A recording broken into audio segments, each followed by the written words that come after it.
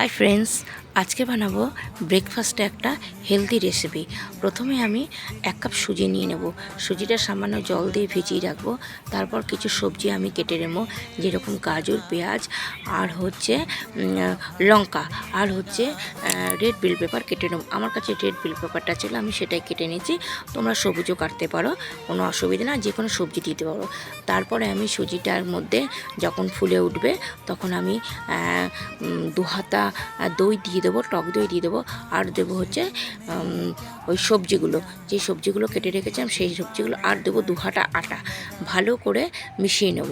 মিশিয়ে নেওয়ার পর তারপরে দেবো সামান্য একটু নুন আর দেবো চাট মশলা দিয়ে ভালো করে মিশিয়ে নিয়ে তারপরে আমি একটা প্যান বসিয়ে দেবো। প্যানটা যখন গরম হয়ে যাবে সামান্য তেল দিয়ে, তেল ব্রাশ করে তারপরে আমি ওই চিল্কাটা আমি দিয়ে দেবো। দেওয়ার পর ভালো করে একটু হাতার সাহায্যে আমি এপিট ওপিট ঘুরিয়ে নেব। ঘুরিয়ে নেওয়ার পর যখন ভাজা ভাজা হয়ে যাবে তখন আমি তুলে নেব।